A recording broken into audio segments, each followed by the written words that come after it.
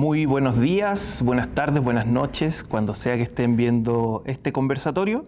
Un conversatorio que estamos haciendo en el contexto de la rebelión de las voces y, voy a leer aquí, el Encuentro de Dramaturgia Europea Contemporánea EDEC 2021. Vamos a hacer la presentación protocolar. Este encuentro, este conversatorio está organizado por la Fundación Santiago Off en alianza con el Goethe Institut, el Instituto Francés de Chile, el Centro Cultural de España, Teatro de Croacia, la Embajada de Austria con el apoyo del Ministerio de las Culturas, las Artes y el Patrimonio. Y además, este año ha sido invitado a ser parte del Teatro Regional del Maule, el Teatro del Biobío, Parque Cultural de Valparaíso y Teatro Municipal de Ovalle, así como acá en Santiago el Centro Cultural Estación Mapocho, que es donde estamos en este minuto, el Centro Cultural GAM y Teatro del Puente. El día de hoy vamos a tener una conversación a propósito de un texto, que yo les voy a decir inmediatamente cómo se llama. El texto se llama Amor / un ejercicio argumentativo. Y para eso, el día de hoy estoy aquí con mi querido amigo de Revista Yedra, Iván Insunza. Iván, ¿cómo estás? Bien, muy bien, Sebastián. ¿Preparado para lo que viene? Absolutamente preparado, tratando de ajustar aquí el formato de Yedra FM a esta cosa como más televisada. Es que manteniendo la postura, pero bien. Nos acostumbramos demasiado a Zoom y audio, yo creo. Tú haces unas cosas horrorosas cuando grabamos los Yedra FM que no puedo contar. Ya, perdón. Pero que te recomiendo no hagas hoy porque hay video además de audio. No, me voy a comportar. Y para eso, para comportarme bien, tenemos de invitada el día de hoy a Andrea Gutiérrez. Andrea, ¿cómo estás? Muy bien, muy bien. Qué bueno, y le agradezco que no estén en pijama en este momento, como podría ser en Yedra. No lo sé, como podría ser, podría suceder. Vamos a dejar ahí el misterio. Sí, muy feliz acá de estar conversando con usted y de este texto también tan interesante y provocador para la conversación. Ya vamos a entrar en el texto, voy a hacer la presentación oficial tuya para que la gente en el extranjero que pueda verte sepa quién eres. Me llamen. Exacto. De repente llegamos a Europa, quién sabe cómo. Este puede ser nuestro momento. Andrea es dramaturga, actriz, docente y gestora cultural, magíster en Gobierno y Sociedad, bien. Autora de la investigación Violencia de Género en Contexto Laboral de Actrices y Escritoras realizadas el año 2020. Actualmente es vocera de la Red de Actrices Chilenas RACH y directora del Centro de Investigación y Creación de la Red de Actrices CICAF. ¿Lo dije bien? Muy bien. Perfecto. Muy bien. Entonces puedo dejar de hacer presentaciones salvo la reseña del texto que vamos a ver hoy, porque evidentemente si vamos a conversar sobre un texto, claro, tenemos que dar algunos puntos de referencia, describir lo necesario para que quienes quizás todavía no lo han leído se interesen. Sí, se motiven. Además perfecto. que este texto en particular yo creo que harta gente va a querer leerlo. Sí, es verdad. Bueno, este es un texto de una y autora. además tú lees tan bien las reseñas. ¿En serio? Sí. Qué lindo. Es un talento. Un talento De especial. hecho, yo creo que pasaste la parte más difícil de este conversatorio, que fue la presentación protocolar. Ahora relájate, lee Ya, la reseña. qué bueno. Bueno, este texto, vamos a ver si pronuncio bien el nombre, ¿no? Lo vamos a pronunciar en español completo. Es de Sivan Ben Yishai. Espero haberlo dicho bien. Ella es una autora que creció en Jerusalén y estudió escritura y dirección teatral en Tel Aviv. Empezó como directora y a veces escribe, pero nos cuenta en la reseña que 10 años después y 3.000 kilómetros más allá de Jerusalén, escribe sobre todo y vive en Berlín.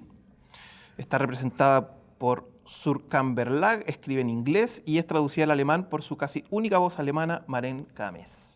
Escribe sobre la guerra a la paz, sobre capuchinos y el gas lacrimógeno, sobre la mirada femenina y los hombres que visten traje cuyo tiempo ha pasado. Y yo creo que eso nos da el puntapié para hablar sobre de qué va Amor, un ejercicio argumentativo, y con esto les prometo que dejo de leer. Todo el mundo conoce a Popeye el Marino, ¿no? El de la espinaca. Así es. Pero ¿quién conoce a Olivia Olivo? Poquito. No, sí, igual. Sabemos que es como la acompañante. No, yo discutiría de entrada la hipótesis. No sé si sea un problema de visibilización el de Olivia, ¿no? Bueno, la obra de la autora Sivan Ben Yishai cuenta la historia del famoso héroe cómico y su novia menos famosa. Pero en este virtuoso drama de la relación, Olivia pasa de ser el personaje secundario al principal, y es solo desde su perspectiva que llegamos a conocer a la pareja, a Popeye, hasta sus encuentros más íntimos, y vamos a hablar de eso, íntimos incluidos olores y hedores. Mientras ella es una novelista de éxito, él trabaja en una cafetería, pero en realidad quiere ser director de cine. En el exterior, la emancipada Olivia lucha contra el patriarcado y las clásicas divisiones de roles, pero en casa, con su superhéroe tatuado, tira todo el feminismo por la borda, pero poco a poco Olivia expone la relación y se libera. ¡Wow! Bueno, comencemos a conversar. Yo partiría desde lo básico. ¿Qué te pareció el texto, Andrea? Me pareció, va a sonar muy elocuente, pero muy interesante. Uh-huh. Me pareció muy entretenido. Uh-huh. Es efectivamente interesante como desprender un velo sobre un personaje que, más que, como dice Iván, su visibilidad sea poca, es un estereotipo, ¿no? Es un personaje tratado desde un estereotipo excesivamente sintético, en el contexto de un héroe como es Popeye, que además encarna valores de lo que es una opresión a nivel mundial, ¿no? Claro. Una superpotencia. Entonces, muy interesante como sumergirse en poder escuchar esa voz, y me parece alucinante cómo entra ahí, porque es súper verosímil cómo uno va siguiendo, porque se basa efectivamente en elementos que entrega la tira cómica.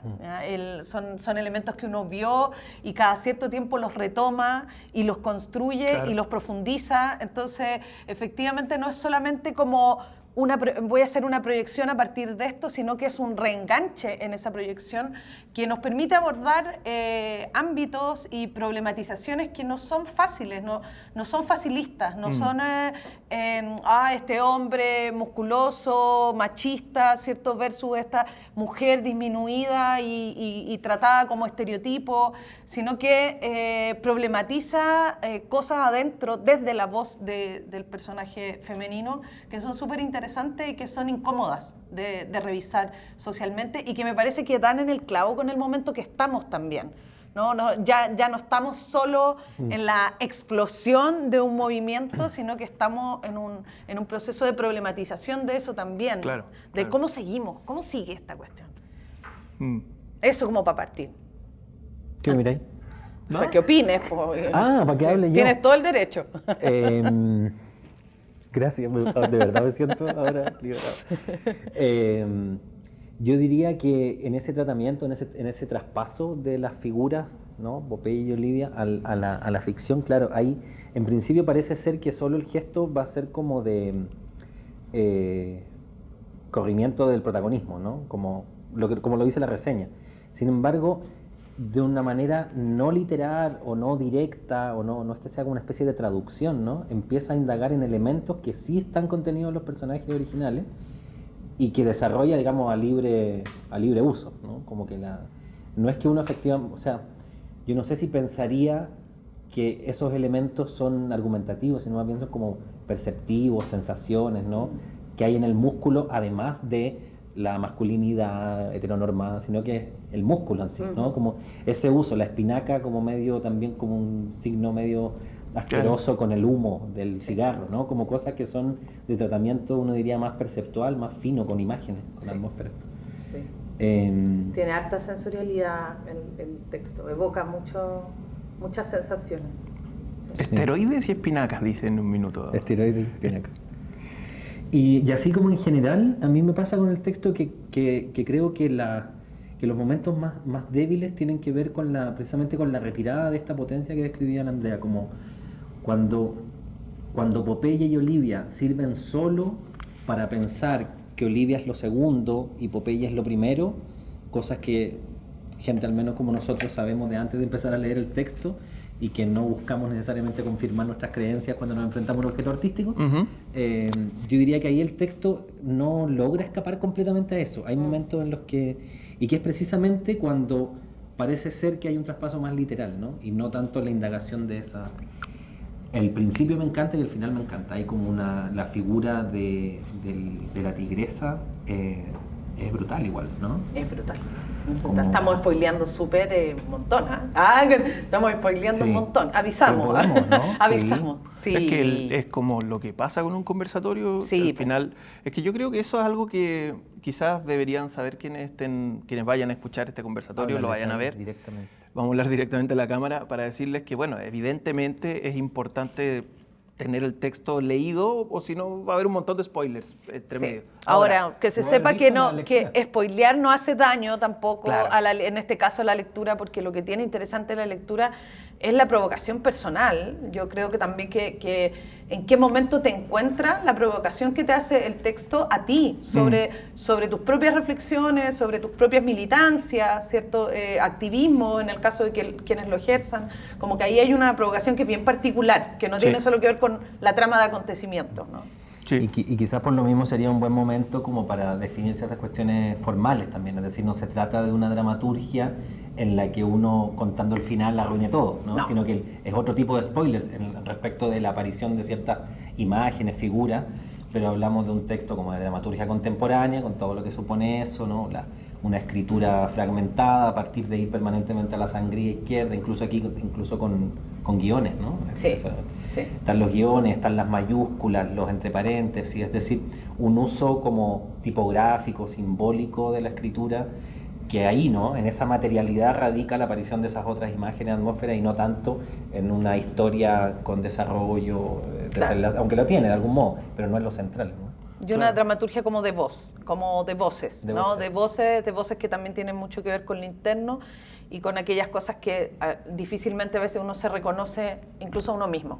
Y eso es lo que le pasa al personaje también, ¿no? Como transita en esos espacios o en esas verdades incómodas que uno con suerte se reconoce a uno misma. Como eso es el espacio. A mí algo que me parece súper valioso de destacar como de antemano es la conceptualización que hace, pero desde la perspectiva dramática y muy llevadera, y no es una cosa compleja de seguir, de la violencia simbólica. La presencia de la violencia simbólica, de lo que entendemos por violencia simbólica, dígase aquella que sucede sin necesariamente tener a quien oprime ahí de frente, ¿no? No es que haya un macho o un hombre que esté oprimiendo a una mujer de manera directa, sino que estamos hablando de aquella violencia que ya forma parte de las estructuras en las que vivimos. Y no necesitamos, por lo tanto, que esté presente alguien de cuerpo presente para que se haga realidad. Y ahí hay algunos hitos como importantes de la violencia simbólica que Pierre Bourdieu ha descrito tan bellamente como todo en su trabajo, que tiene que ver con, por ejemplo, la culpa, cómo explora la autora la culpa como un arma de la violencia finalmente, el estereotipo, el cumplir con la violencia que son los estereotipos, ¿no? Se tiende a pensar de repente socialmente que, oye, da lo mismo, ¿qué te importa a ti lo que opine la gente de tu cuerpo? Y en realidad esto es una estructura mucho más compleja que eso, y es, Claro. uno se infringe la violencia ya porque el estereotipo de antemano está instalado. Y eso en todos los ámbitos, no solo en el ámbito del cuerpo, que es el primer escenario de la violencia, sino que en el ámbito intelectual, lo vemos en distintos espacios, depende de donde tú te desenvuelvas. Y eso lo hace también, porque el personaje es escritora, y es una escritora exitosa, Claro. entonces también tiene ese campo de desarrollo, y lo hace muy virtuosamente. Y ese escenario no es cómodo porque plantea una violencia donde uno es participante, pues, donde uno ha concedido las reglas de la opresión para actuar. No tenéis otra en realidad, no es que tengamos alternativa, pero ese es lo que a mí me pareció muy rico, como muy profundo, porque ahí hay tanto para poder explorar en la complejidad humana al final. Sí, este es de los textos que hemos podido revisar, es de los más extensos, me parece. Se da el tiempo de ir construyendo, ir elaborando esto que vas diciendo tú, que tiene que ver con esta violencia estructural. Y ahí... Perdón, muy breve, ¿no? Que pensaba que a propósito del extenso uno piensa en páginas, ¿no? Pero también la dramaturgia contemporánea tiene esto de utilizar el espacio de la página de manera... Claro. Entonces colapsé por un momento pensar cuál puede ser finalmente en cantidad de caracteres o de palabras el más extenso, ¿no? Porque Claro. esto de ir permanentemente a la sangría... Claro. Claro. Sí, sí. Las 60 y tantas páginas pueden ser Claro, 30. Claro. Hay, no sé, 4 o 5 páginas que son así efectivamente de margen a margen, sin interlineado permanente. Claro. Bueno, eso, perdón. Pero ahí donde el canon tradicional te diría, ya, pero hazlo más corto, este texto nos dice, no, es que tengo que ser así. Esta es mi forma. Sí. Lo que iba a mencionar yo es que yo creo que nos estamos metiendo de canto en un asunto que habíamos conversado antes en el off, que me parece bueno que lo vayamos profundizando más, que tiene que ver con el asunto de la presentación de esta Olivia, escritora, medianamente exitosa, que tiene su propio departamento, versus este Popeye, que en realidad es como un don nadie, ¿no? Como que quiere ser director de cine. Una promesa, una promesa de algo. Claro, y que efectivamente, como decías tú, él no ejerce una violencia, ¿cómo se dice eso? Descarada, Sí, brutal. una violencia explícita. Claro, sobre ella, y sin embargo, algo sucede ahí. Tú has mencionado que es violencia estructural. Nosotros hemos tenido unas conversaciones con Sergio Rojas, filósofo chileno, y él, a propósito de lo mismo, estaba hablando sobre el asunto de la normalización de la violencia como una cuestión, una violencia de baja intensidad. Y ahí yo te iba a preguntar, ¿qué te parece a ti en este sentido, como este ejercicio de una violencia de baja intensidad estructural, si es que se puede resolver netamente a partir de la psicologización, es decir, Olivia necesita ir a terapia, o se trata también de un asunto político que se tiene que resolver en otro espacio? Sí, es un asunto estructural, significa efectivamente que no tenemos, por mucha terapia que nos hagamos, vamos a encontrarnos todos los días con estructuras que reproducen la violencia. ¿No? Entonces, por más resuelto que uno esté, que evidentemente es un trabajo que se puede hacer, cada uno puede trabajarse, digamos, de manera individual, pero sería de un facilismo enorme pensar que eso necesariamente va a cambiar las estructuras que son las que transmiten esa opresión, ¿no? Y en ese ámbito hay espacios que son paradigmáticos, yo diría, en ese sentido, por ejemplo, la propia academia, ¿no? Tú mencionabas a propósito del canon, por ejemplo, en la propia academia. Son mecanismos de reproducción de violencia que uno no imaginaría que son una violencia explícita, sino que más bien lo que corresponde es que el canon, por ejemplo, en la escritura, está permanentemente diciéndole a las escritoras que no pertenecen a ese lugar, que han llegado de visita, pues la historia la han construido otros. Entonces, ese tipo de violencias que son muy interesantes son lo que hacen interesante estudiar la violencia, porque su despliegue más evidente, es decir, cuando la punta del iceberg ya sale hacia afuera, que es la violencia física, ¿cierto?, la que se expresa de manera más clara, ha tenido un despliegue desde las alcantarillas, ¿cierto?, claro, de mucho tiempo, de mucha instalación, y este formato víctima de Popeye, de que ella tiene que estar inflándolo permanentemente, ¿no? Tiene que estar como bombeando a este hombre que siente que no tiene la oportunidad, que no llega a la idea, y con esa energía que ella invierte en él, abandona también su propio camino, que es un camino muy resuelto, pero a la vez ella no tiene una posibilidad de decisión porque puede dejar a Popeye y va ahí está lleno, digamos, ¿no? Porque la estructura es así, porque las relaciones funcionan así. Un poco a propósito de lo que decía de que hablábamos en el off, es decir, una cosa es el camino que tú puedes tener como activista en una lucha, una conversación colectiva, y un camino distinto va a ser el de tu vida íntima y el de tu vida privada, y no porque sean incoherentes, sino que porque los tiempos, ¿cierto?, y cómo se desenvuelve la sociedad, tiene herramientas que no son manejables del todo por un individuo o por una persona, digamos, en particular, sino que vamos a ser parte de eso. Los elementos que tenemos para analizar el oprimido, los elementos que tiene para analizar un escenario son las herramientas del opresor. Eso es lo que conocemos. Y eso es lo interesante del movimiento feminista y de lo que ha hecho también el movimiento feminista en la academia. Es decir, ha entregado nuevas herramientas para que tengamos otros elementos de análisis, claro, y podamos ir saliendo, ¿cierto?, de este escenario donde las únicas herramientas que habían disponibles eran las de la estructura de la opresión. Pensaba en que ese Popeye que describía ahí en un punto es como un Popeye impotente, ¿no? Sí. Y que quizá entonces puede ser pensado también como, por supuesto, salvando todas las distancias respecto de cómo se puede sufrir estructuralmente siendo mujer y siendo hombre, sí, ¿no? La violencia de ese sistema, de esa estructura, esa historia, pero no es un Popeye que tampoco esté como chapoteando en su privilegio, por decirlo así. Es un Popeye que también sufre sin saberlo, quizás como menos consciente porque la historia no está contada desde él, pero también sufre la estructura, Sí, ¿no? sí, Es decir, es un pobre tipo, no es un, diríamos, no es un macho alfa, ¿no? Exacto. Es un macho beta, entonces es el que también permanentemente necesita de esa reafirmación, de ese... y sobre todo también como lo plantea en un momento bien duro, ¿no? Ahí podría pensar que ¿quién está hablando, no? Si está hablando efectivamente la autora o la voz autoral al interior del texto, solamente le alcanzó para estudiar teoría, no dirección de cine. Sí, Claro. sí. ¿No? Hay como una diferencia ahí, es decir, no es alguien que pueda Que hacer, no crea, que claro. pueda crear, dejar salir sus impulsos, ¿no? ¿Les dolió ese momento? Yo me pregunto, Díganme, ¿les duele ese momento?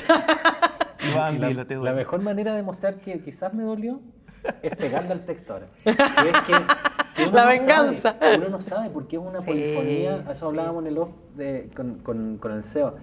Decía, me parece que es que la polifonía en sí mismo tiene un problema estructural respecto del discurso. Porque la polifonía necesita... Perdón, Sí. ¿podrías describir un poquito más lo de la polifonía en el texto para que nos entiendan? Las voces, estas que decíamos al inicio, ¿no? Es decir, no hay personaje, el texto, uno se enfrenta al texto y a la izquierda no hay nombres de personajes, dos puntos, Sí. que uno diga... Y no hay una situación dramática desplegada, sino que hay voces. Claro. Voces que la puesta en escena Podría ser en cualquiera. principio va a encarnar y verá cómo encarna, ¿no? Pero como un rasgo de la dramaturgia contemporánea que escribe voces o incluso discursos, ¿no? Que se fragmentan, que se superponen. En este caso, claro, hay un sentido que se va articulando, pero se va articulando a partir de levantar una idea y luego contradecirla, ¿no? Y después de esos dos que están discutiendo, aparece una tercera voz que mira de fuera, esos dos discutiendo, y otra idea, ¿no? Y así. El asunto es que me parece que hay una cosa que se podría pensar como cínica en la polifonía estructural, que es que finalmente yo no sé qué me está diciendo el texto, ¿no?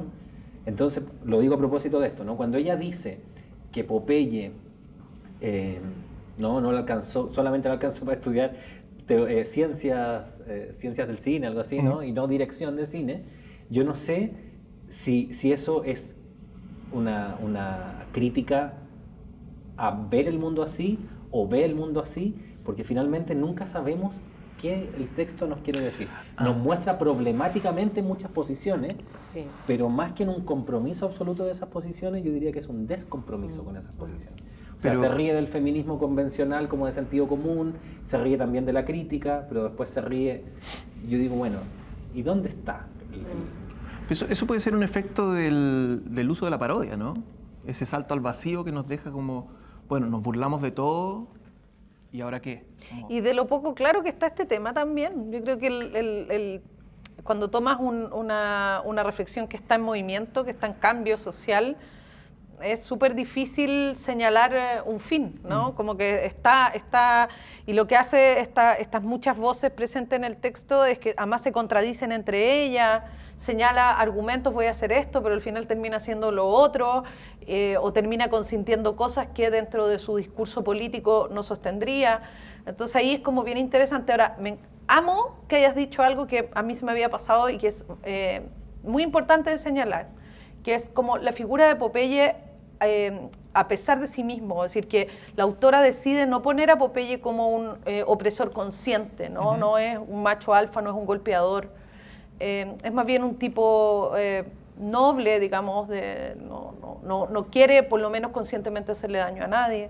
Claro. Pero Medio es pusilánime, ¿sí, no? sí, pero es víctima de un mandato. Claro. Y eso es súper interesante porque ahí como lo ha desarrollado muchísimo Rita Segato, el mandato masculino es finalmente la cárcel, ¿cierto?, de las masculinidades. Y el fin de ese mandato es una liberación también a las masculinidades. Es el no tener que cumplir, porque... ¿Quién te dice que Popeye quiere cumplir el estereotipo de este tipo con esteroides, con sus tatuajes, comiendo espinaca y fumando pipa? Es decir, también eso lo ha hecho porque, como señala muchas veces la autora, la tira cómica lo señala así, así era. Y ellos responden un poco a ese orden. Si tenemos que hablar de estructura, de institucionalidad, la institucionalidad es la tira cómica, que es la que impone el orden social, ¿no? Y 90 años de eso. Exacto, 90 años de una institución, es una iglesia católica, ¿cachai? Una universidad, un gobierno, no sé, como queramos llamarlo. Hay un recurso permanente de así es la serie, ¿no? Así es la serie. Y la así, serie así es, la vida, ¿no? claro, y la serie es esas instituciones anquilosadas que cuesta muchísimo modificar y que las sociedades cambian, pero esa estructura sigue siendo la piedra de tope. Entonces eso es muy interesante porque aborda la masculinidad desde ese lugar, ¿no? La problematiza desde el lugar de quién está en la cárcel del mandato masculino, quién está atrapado por ese y nuevamente no tiene los elementos y no tiene las herramientas para salir de esa cárcel porque es el código que conoce, verse cómo se ve, comportarse cómo se comporta y tener que cumplir el supuesto rol. Yo de ahí pongo en duda que yo creo que su deseo de ser otra cosa tiene que ver con el mandato masculino, más que realmente, ¿cachai? Porque el no conformarse con ser quien es o con lo que llega a generar también tiene que ver con lo que te pide la sociedad que tú seas, sí, y lo que tú cumplas, ¿cachai? Bueno, y ahí hay dos cositas que quiero mencionar, pero poder hacer el vínculo entre las dos. Una cuestión que también hablamos antes, que tiene que ver con el cumplimiento de los cánones más tradicionales, por ejemplo, de belleza, versus nuevos cánones que se alzan como mandatos horizontales, pero cánones iguales, que nos vienen a decir todas las bellezas.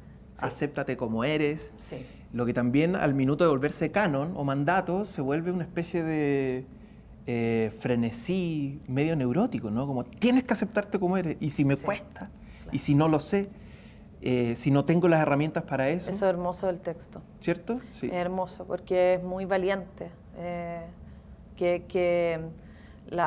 Lo que hace como Olivia al cuestionarse su propio cuerpo, su propio aspecto, la relación que tiene con su cuerpo. Además que Olivia es flaca, ¿cachai? No es de nuevo, es como ¿cómo vive la vida una flaca? ¿No? Esto siempre siempre se ha comentado como, tú eres flaco, tú tienes la vida, como, claro. ¿Cachai? Como, esos son los lugares comunes que nosotros nos movemos en los estereotipos.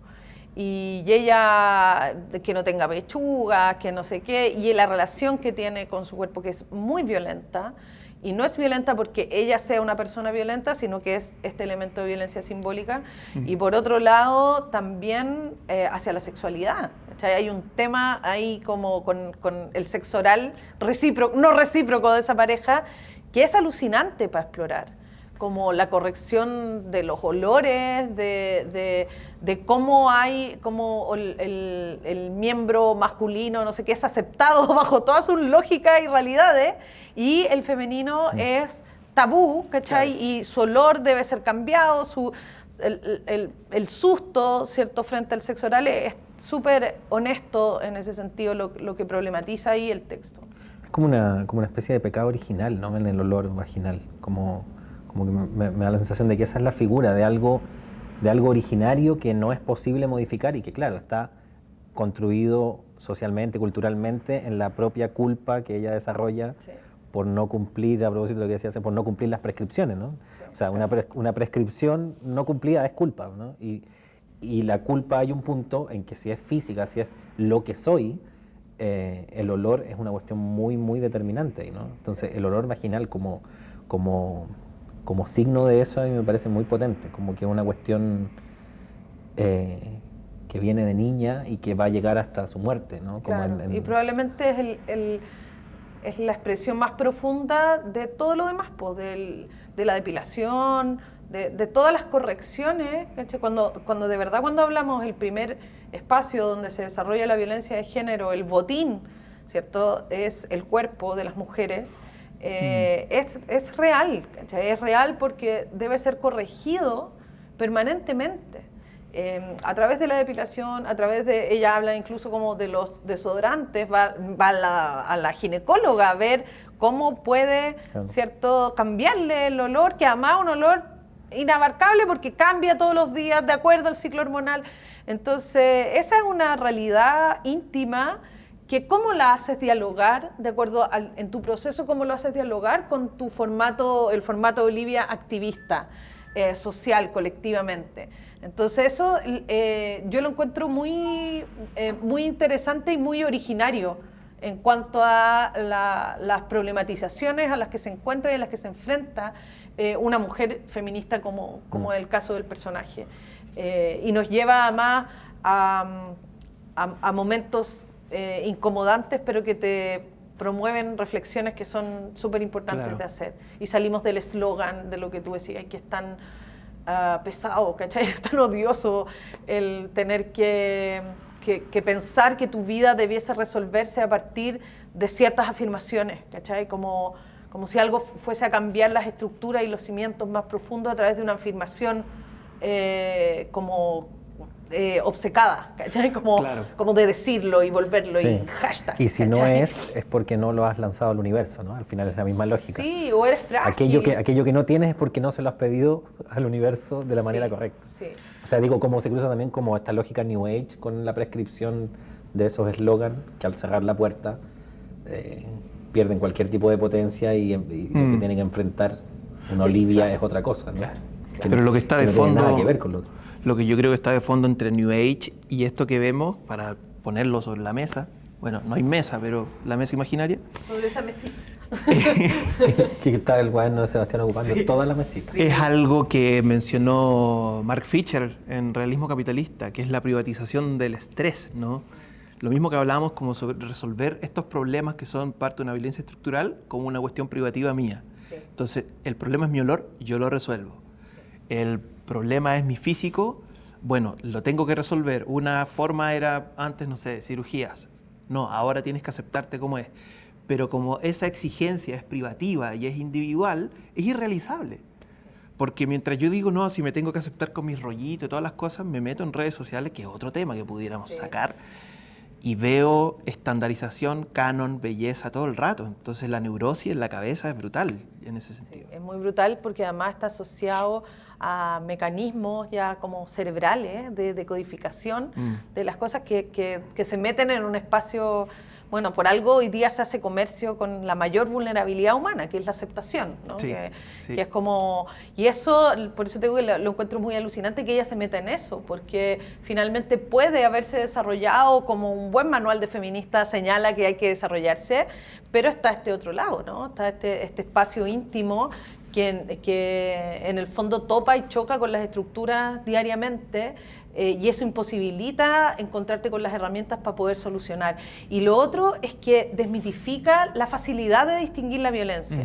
Se tiende con este uso mañoso de la violencia que han usado sobre todo algunos como con fines políticos, ¿no? De llenarse la boca con la violencia, se simplifica el fenómeno pensando que es algo muy fácil de distinguir. Como, eso es violencia, romper el semáforo, eso es violencia. Claro. Y la violencia en realidad es muy difícil distinguirla hasta que la vives. Cómo aparece, cómo se despliega, cómo empieza a lanzar señales, y por eso, y eso es lo importante de hablarla, descubrirla, ¿cierto? Entender cuáles son sus mecanismos, entender cómo son sus mecanismos en cada uno de esos espacios, porque ahí uno recién empieza a entender el despliegue, si no sería muy fácil. La explotación, por ejemplo, laboral, ¿cierto? No es algo que tú distingas tan fácilmente de un momento a otro. A propósito de Fischer, no sé, Goleman habla del precariado, y el precariado también tiene esa complejidad, ¿no? La autoprecarización actual. Cuando de repente el autoexplotarse se volvió un mecanismo de decir, yo soy un ejemplo de ciudadana, ¿cachai? Claro, como el emprendedor. Porque me autoexploto. Es decir, cuando eso se transformó en algo, bueno, se transformó en algo estructuralmente y culturalmente, y lo aceptamos y lo instalamos. Y ahora estamos diciendo, desinstalémoslo porque nos estamos muriendo de estrés, ¿cachai? Entonces es muy profundo también cómo señala esas cosas y no se queda en eso, y espero yo en no buscar un final fácil, y por eso la liberación de la que habla la reseña es relativa, ¿no? Exacto, es una liberación que tiene que ver con una transformación. Yo no leí el final como liberación. Yo tampoco, por eso me sorprendió la reseña, que no la había leído. La mejor manera que encontró de gestionar su miseria, ¿no? Al Y la final transmutación. Todos terminan miserables. Sí. Incluso Popeye, que se va con una más joven, que eso es como bien... Sí. El típico cuentito, ¿no? Como, digo, el típico cuentito como de lo que ocurre finalmente con el desgaste de las relaciones, ¿no? El hombre se va con una más jovencita, Claro. le vuelve a contar el mismo cuento, y ella queda... Pero en realidad triunfa la miseria de ambos, ¿no? Triunfa la miseria estructural de la que hemos hablado todo el rato. Entonces, raro pensar que esa tigresa, le decía al Sebastián, no es una tigresa glamorosa, así, femme fatal, es un gato de la calle, ¿no? Con cicatrices, con pelones, Sí, con como una mordisco. Virgin de Pentes, ¿no? Sí, yo también pensé lo mismo. Como sí. yo, a mí me vino como esa imagen así, muy... no me digan a mí cómo tengo que decir lo que voy a decir, o no me piden corrección en aquello. Y eso, bueno, por eso digo, no sabemos hacia dónde va este camino y este proceso en la búsqueda, y me parece interesante que la autora no haya buscado de terminar con una frase, como Claro. con un eslogan que nos diga, te puedes liberar de ese hombre cacho, porque en realidad... Saca la tigresa hoy que estás llevas dentro y te vas. Sí, Es claro. que eso es lo que a mí me pareció en un minuto, por eso yo decía así. la tigresa como, que hay en ti, claro. no vaya a ser como levantar el puñito y vuélvete una tigra y no caigas más en las manos de un Popeye, porque con todo lo que hemos hablado está claro que eso no puedes asegurar que no te pase en la vida. Exacto, exacto. Y ese desdoblamiento forma parte de la vida. No sé, me acuerdo a veces de no sé, los 60, el desdoblamiento del revolucionario, ¿no? Ese revolucionario afuera, conquistándola, y lo que después nos ha dado la literatura y la ficción en general, de poder ver cuántos desastres internos e íntimos tenían los revolucionarios, ¿cierto? Cuánta yayita. Bueno, ese desdoblamiento está siempre en el desarrollo político colectivo, de cómo impulsamos los cambios. Cuando impulsamos los cambios, claro, nuestro trazo es grueso, ¿cachai? Es a brocha gorda muchas veces. Sí. Y entonces, la vida no está conformada de esa brocha gorda, pues está llena de sutileza y de pequeñas necesidades y de pequeñas fisuras, falencias, ¿cachai? Que tenemos como personas. Malestares. Entonces, a mí como en ese sentido el texto me tranquiliza un poco, como que la reflexión feminista vaya por esos carriles que siempre van hacia las profundidades. Me gusta mucho como disfrutar esa posibilidad. Que no suponga la pura transparencia ni la corrección moral que hablábamos. Claro. Oye, Iván, estamos en los últimos minutos. Sí, ¿Algo más que quieras agregar? Sí, eso mismo iba a ser. Iba a proponer que ya que nos acercamos al tiempo, pudiéramos, si es que algo se nos quedó, lanzarlo. Yo tengo clarito qué cosa no me gustaría que se quedara por fuera. Espera que no. Que es página 39. ¡Ay, me del encanta! Texto, cuando habla desde la actriz, digamos, yo creo que es como de otra obra, ¿no? Sí. Porque están estos guiños el señor espectador, la señora espectadora estará pensando tal cosa, ¿no?